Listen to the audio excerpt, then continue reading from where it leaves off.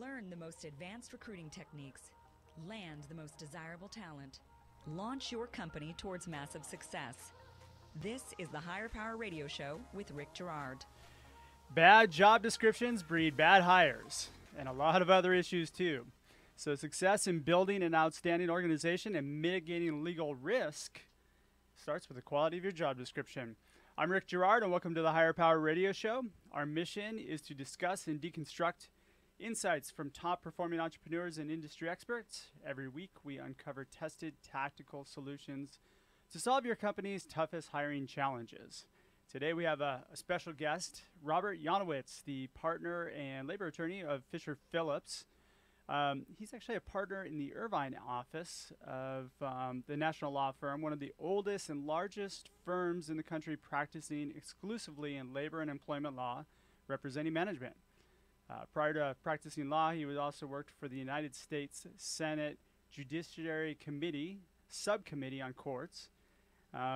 He's a proven expert with many aspects of labor and employment law, including litigation, harassment, discrimination, retaliation, wrongful termination, and wage hour class action claims, drafting key employment agreements and incentive compensation plans. Robert also developed and is the co-chair of his firm's nationwide unfair competition and trade secrets practice group, and has published numerous chapters, articles, and lectures on the benefits of arbitration, drafting employment agreements, and prevention of employee theft of trade secrets. Well, I want to offer a large higher power welcome to Robert Yonowitz. Robert, thank you for being on the show today. My pleasure. Absolutely. So things we're going to cover today. We got some good stuff because both you and I are big proponents of job descriptions and the importance of really writing job descriptions that are effective and communicative and people understand things. So we're going to cover what a job description is supposed to be, why it's important to have well-written job descriptions, and then tell you how to write something that is an effective job description. So let's start with, in your opinion, Robert, why would you say job descriptions are so bad these days? Well, I think they're bad for quite a lot of reasons, actually. Number one, I think too often people go to websites or other places to find forms that may have worked for the particular job that the person was drafting them had in mind, but they're trying to make a one-size-fits-all. Yeah. And when you do that, that really defeats the purpose of a job description. But the biggest single problem I would say is that most people really don't understand what the purpose of a job description is. And there really are a couple of different purposes. There's one I know you and I have spoken in the past about the marketing benefits of job descriptions, and I know we'll speak about that later on today. Yep. But from my perspective as an employment attorney, I look at job descriptions differently.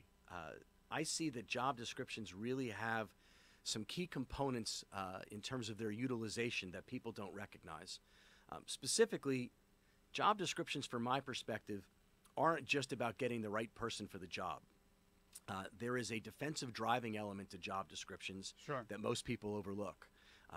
And from my perspective, what I see is that job descriptions today don't do a good enough job of recognizing that job descriptions are there to help companies navigate the Americans with Disabilities Act by identifying essential functions of the job. Yeah. They don't do a good enough job in recognizing that job descriptions are also used to determine whether an employee is exempt from overtime or not exempt from overtime. And the only way they can do that is by adequately going into the detail of the duties that the people are actually going to be performing. Yeah. And then finally, I don't think that most employers don't look at job descriptions as an assessment tool.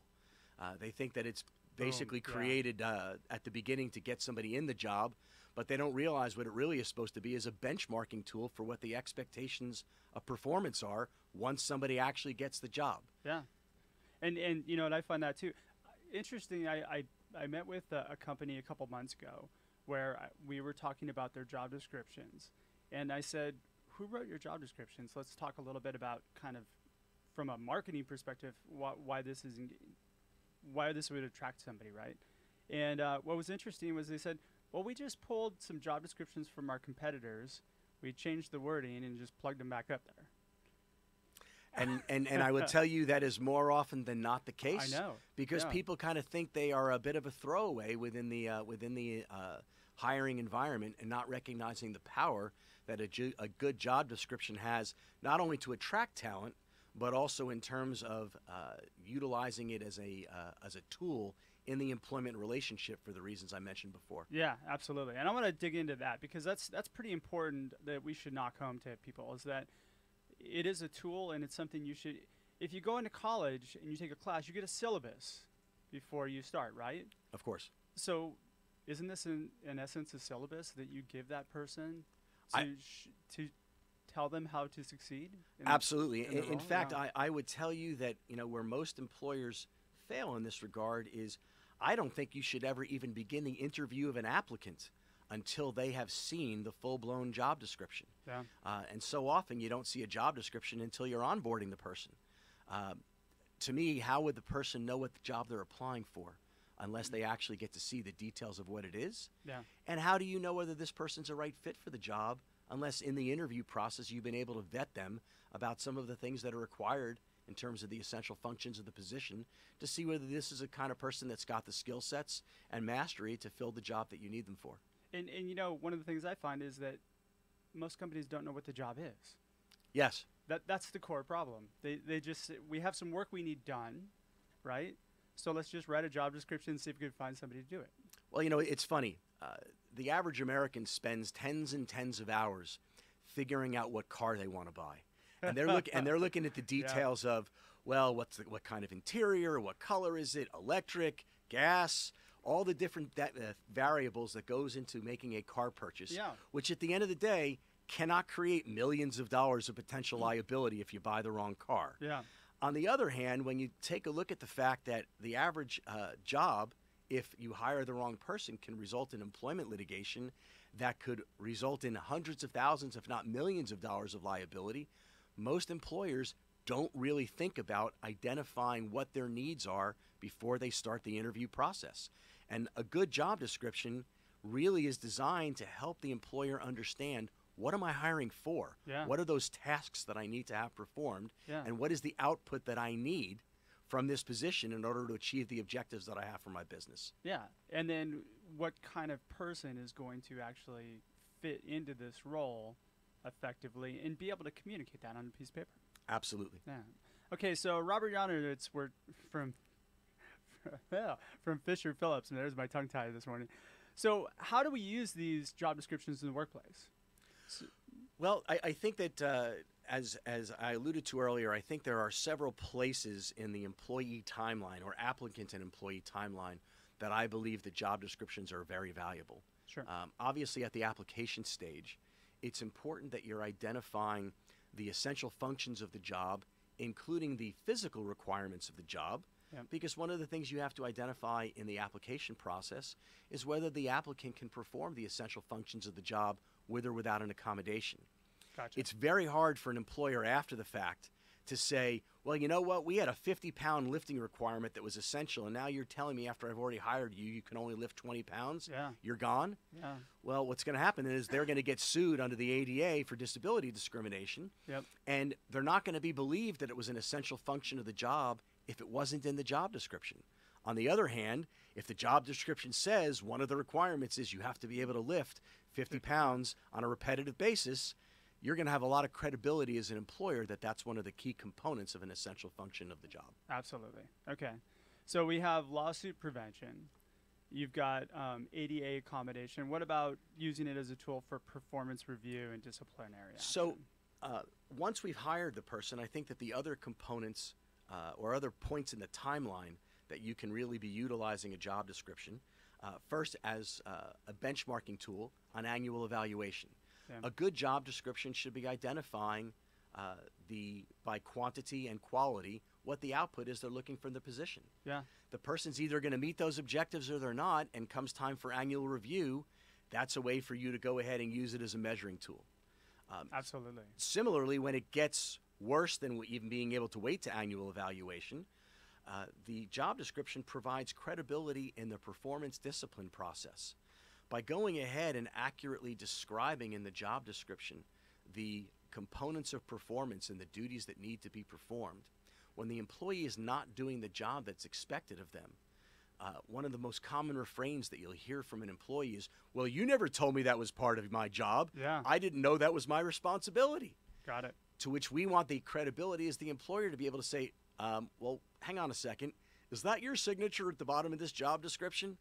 When I gave this to you, it was there to identify for you what the key components of performance were that we were looking for in the job. Yep. You didn't do these items on a repetitive basis, and that's why we're either counseling you to get it better, or unfortunately sometimes we're terminating you because you couldn't get it right. Got it. So, and that's something that, again, that goes back to the syllabus comment, right? I mean, if you've got a benchmark or a road laid out, I like to see 90-day and 1 year kind of standards built into a job description. And that's what we try to do when we build out job descriptions. I certainly think that in the employment process, the best friend of the employer is transparency and fairness. Yeah. The more we can identify for the employee what they need to do to be successful, the more likely they will be successful. Yeah. And if they're not successful, it isn't going to be because we haven't told them. And therefore, we've got the fairness and the transparency, and those two key components are really what helps employers from getting sued in this very volatile litigation environment that we're in. Yeah, and I think last year litigation was up quite a bit, right? Quite a bit. Wow. So we're talking about really two different types of job descriptions. So just so our listeners aren't confused, you should have an internal and then maybe an outward, external or marketing-based one that you put out on job boards to attract people, correct? Yes, I certainly think that the fundamentals of the kind of job description I'm describing may not be necessarily your best recruiting tool to get somebody to respond to an ad, because it's while accurate, it's a little dry. Yeah. I certainly think putting together more of a marketing job description to the community as you're looking for applicants and letting them know this is a 10,000-foot overview of the job designed to entice you to see if you're interested in applying is a very valuable tool to be using. Yeah. But then once we actually have the applicants applying for the position, we want the more exactitudes of the kind of job description I'm describing, which does that defensive driving component. Got it. All right, so we're going to take a quick break. We're talking to Robert Yonowitz, partner and labor attorney at Fisher Phillips. When we come back, we're going to actually break down a job description in more depth and talk a little bit about how you can make an effective job description for your company. Be right back.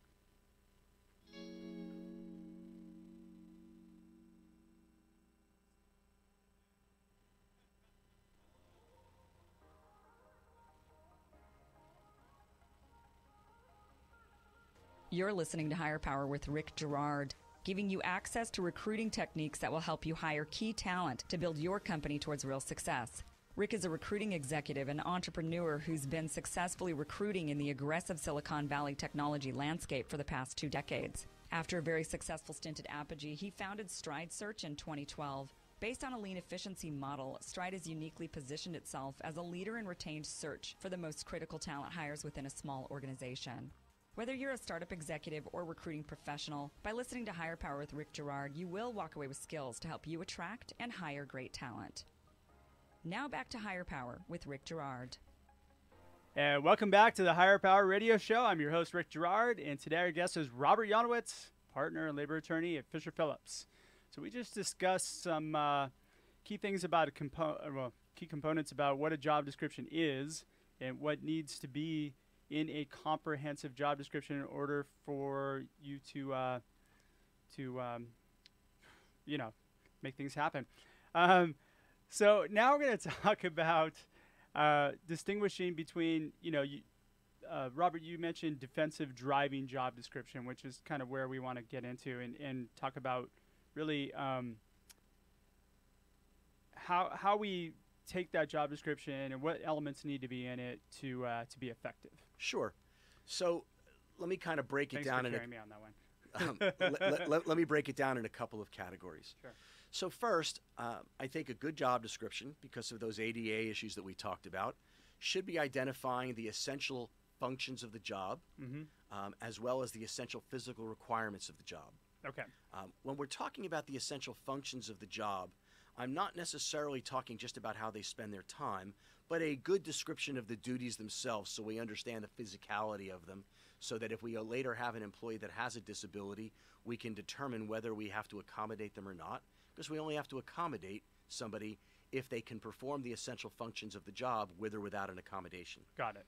The second component of a job description, this is more for the wage hour purposes, is I'm a big fan of breaking down the job duties of a job description by the anticipated percentage of work week that you contemplate that the employee is going to spend in the job. Got it. To understand why, briefly, if you understand the rules regarding whether somebody's exempt or not exempt from overtime, the key standard is about how they're spending more than 50% of their time. Okay. If they're spending more than 50% of their time in what the law categorizes as exempt functions, well, then they're an exempt person and that you don't have to pay them overtime. What is an exempt function? So it can be managing people. Okay. It can be going ahead and engaging in administrative tasks without supervision that directly affect the bottom line of the business. Okay.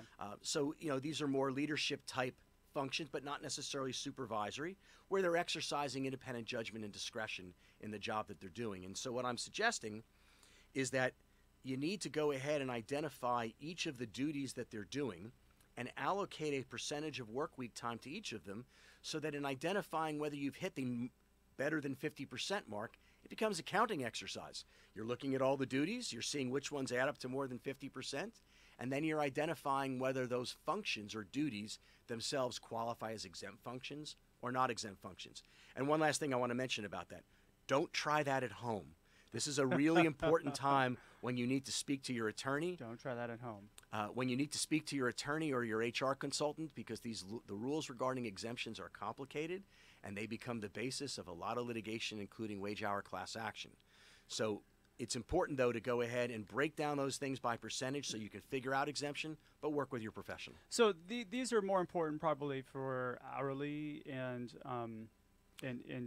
salaried employees? It's important for both of them. Non-management? It's important for both of them to distinguish which is which. Okay.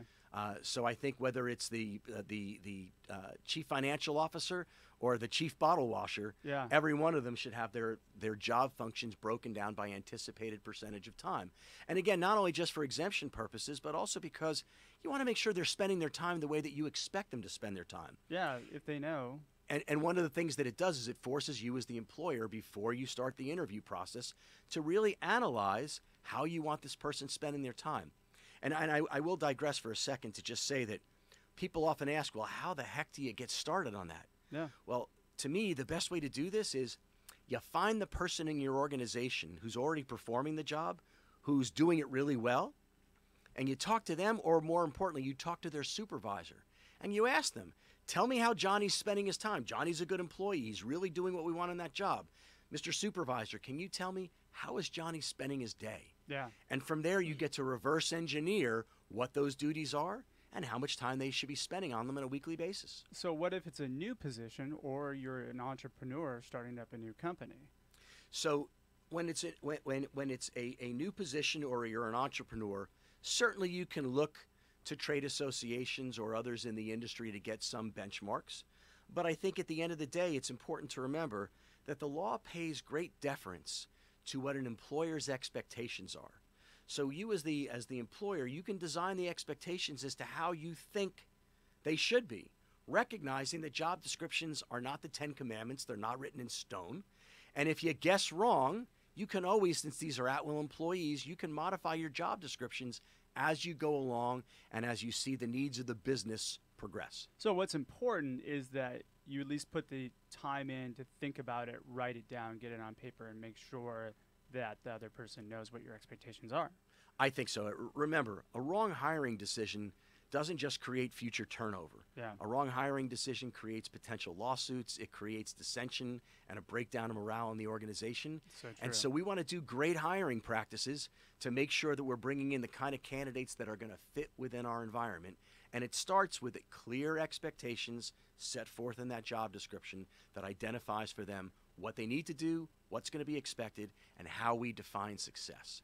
And what's so true about that too is that people who are solid performers, people who are like what I like to call A players, right?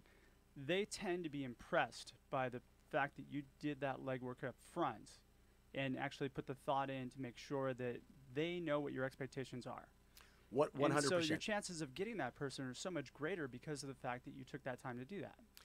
Remember this, when we were kids in school, we defined our success by those quarterly marking periods when we would get grades. Oh, God, yeah. And they set the standards for us, and we knew what we were working towards. Yeah. Well, I promise you that employees are no different. They want a clearly defined path to success because most employees are good employees, and they want to be successful. They want to get raises. They want to have long-term careers.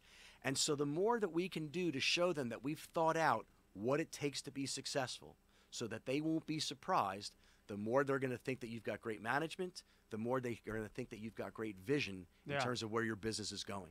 And I've been guilty of this myself, not properly writing things down in the past, and it's bit me in the butt more times than not. So I can attest to it. I've failed there quite a few times.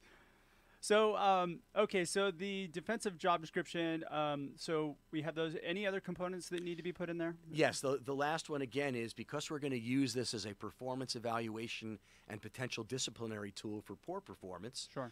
One of the things, and so often I don't see this, you'll get a lot of job descriptions where they'll have the lifting requirements and bending requirements and those various physicalities associated with the job. But the expectations of performance, the output that we want from that position, oftentimes the employer isn't thinking about it. And that's foolish because you're hiring somebody because you have a job to be done. Yeah. You have these needs. In sales, it's easy because you can benchmark it by sales output. But every job has output expectations of what you are anticipating you need. Yeah. And the key is think about it up front by identifying and benchmarking what those expectations of performance are. On an annual evaluation, you can benchmark them against how they did against the job description and tell them where to improve. And in poor performance, it's even more important because when we're going to discipline somebody, we abide by a rule called NEAT. NEAT stands for Notice, Explanation, Assistance, and Time. Okay. It's all part of that transparency and fairness that I've been chatting with you about. Sure. We want to tell employees, look, we're giving you notice. This is what was expected of you. And you know that from the job description. Here's where you've fallen short. We're going to help you now and show you how to make this better. But if you don't, you have to own it, and you'll be subject to discipline up to and including the termination of your employment if you don't improve in these areas. Yeah. And what that job description does is it makes it clear that this wasn't an after-the-fact rationalization for why you're punishing the employee for some nefarious reason. Yeah. You get to say, no, I told you from the beginning this is what I expected of you. This is just the performance you put on the field, and I'm bringing it to your attention that we're dissatisfied and that you need to improve. And then it's important, too, that management use that tool when it's supposed to be used. So if you have performance metrics that are built in at 90 days or 180, wherever, you need to use it. You need to make sure that you bring it up and not late. Absolutely. Yeah. The worst thing an employer can do is be overly polite.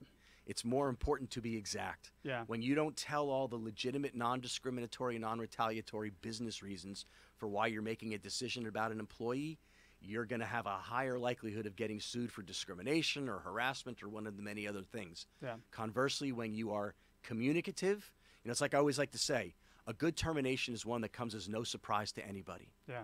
And so by benchmarking those things in the job description, by reinforcing them at annual evaluation, by counseling and disciplining where you need to, where performance is substandard, it's not going to come as a surprise when it's time to say goodbye because they're going to know it's coming. Is there such thing as good termination? It's never a happy day, but sometimes it's important to be able to go ahead and move the business forward and maintain the morale of the remaining employees who are trying their best. And sometimes it's better for that person who's leaving. Yes. They're not just everything probably is a not good in fit. the right role. Yeah. So what are those three components again, just so we kind of remind the audience? So again, we're going to want to make sure that we identify by percentage of work week how the individual is spending their job duties. Okay.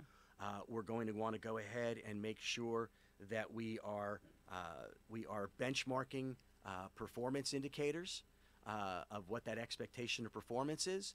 And for the ADA purposes, we're also wanting to make sure that we're identifying what those physical requirements are of the job, and so we can identify those essential functions in the event that we have to later on talk about whether we need to provide an accommodation to somebody that may or may not have a disability. Got it.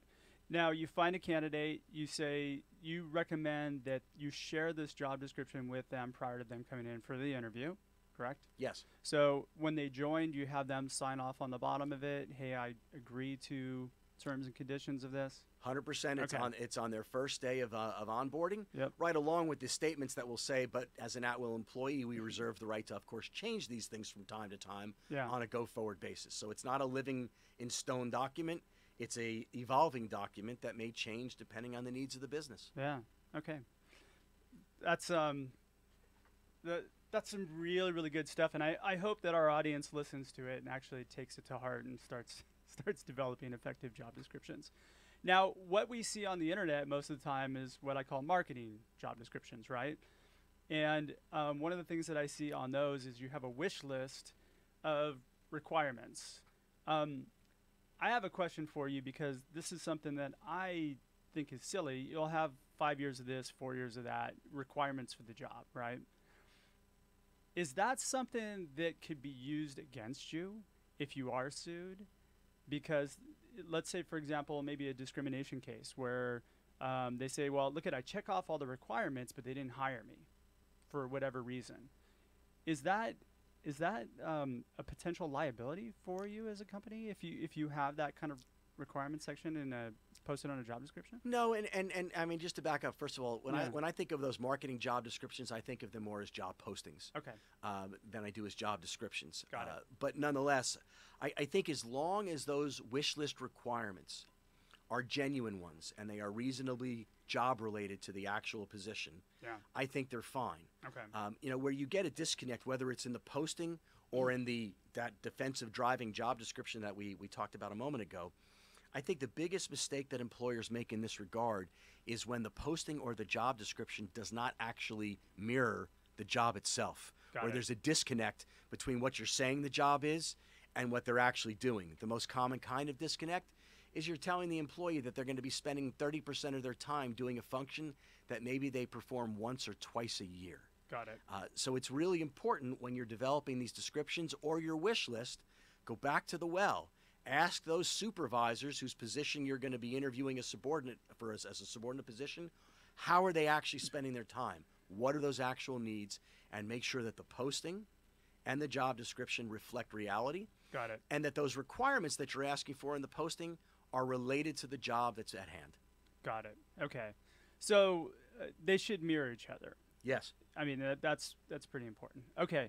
So the job posting, then, I'll relabel to posting because I think that's something that I think that's a place where a lot of companies fail too, is that it's all about kind of who we are, what we need, and what our perks are. I don't know if you've noticed kind of that trend, right? So one of the things I just wanted to, on top of this, is add two things that I think will be really helpful in a job posting for companies so that when they put a posting out there, they're able to attract talent that's above and beyond what they're getting, right? So number one, when you start the posting out, there needs to be a hook. It needs to be about the candidate that you're trying to attract. And if you're trying to attract somebody who's passively looking for a job, then you need to touch them somehow. We'll do another show on that a little bit later. But the last thing is a call to action. Give them, have the other components in there, but give them something to work on, like a homework assignment to get back to you. Have them answer a couple questions rather than just sending a cover letter. I think that if you've done a correct posting right, I've seen the level of talent that we get responses from greatly increase, and the results have been pretty good for our clients. I think that those are all excellent points. Yeah. I think that at the end of the day, particularly in a tight job market, and we are facing some tight job markets here, particularly in Orange County. 4.6% unemployment rate? Yes, so, and in the white-collar area, it's even tighter than that. Yeah. And so, to me, sing the opportunity. Don't just talk about the company itself, but really focus on what is the opportunity that's being presented to the applicant and why this is something that would be so powerful for their career development and for the upward potential for their own job path. Bam. There you go. Where's that gong when we need it? We had a gong there somewhere. Oh, there we go. I just stole Rick's gong. All right, so that is a great point to leave you with. When you make it about the person and you show that you can provide a career path, then you're going to get great people. So we're just about out of time for today's show. Robert, thank you so much for your time investment today. It was great to have you on the show. My pleasure. Now, I'm sure there's going to be some people that are going to want to get a hold of you. What's the best way for them to reach you? So you can absolutely get a hold of me. Again, it's Robert Yonowitz over at Fisher Phillips. My email address is ryonowitz, that's RYONOWITZ @fisherphillips.com. Or you can call it 949-851-2424. And for those of you that do reach out and send me an email, one of the things I'm doing right now is, given the law changes that just happened in January of 2018, employment applications all have to be redone because there's new requirements that the law has put out that says you can't be inquiring into salary history or into prior criminal convictions. And so everybody's employment applications, if they haven't been redone since January 1, they're probably illegal. Yep. So by all means, if you reach out, I'm happy to send you a free application for you to use in any of your businesses. And they're awesome. So I highly recommend you get in touch with them. So I want to thank our listening audience for tuning into this week's episode of Higher Power.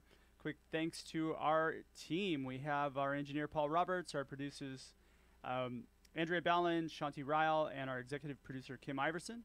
To listen to this show and any past episodes, you can check us out on Hire, that's HIRE, Power, POWER, Radio, RADIO.com, or Higher Power Radio on iTunes. Follow us on LinkedIn or Facebook at the Higher Power Radio Show, or you can follow me at Rick_Girard. So we have another great show lined up for you guys next week. Our guest will be Stephanie Paul, the CEO of Stephanie Paul Inc. So I'll leave that up to your imagination. I'm your host, Rick Girard, and you have been listening to the Higher Power Radio Show. Aloha. Thank you for listening to Higher Power with Rick Girard on OC Talk Radio.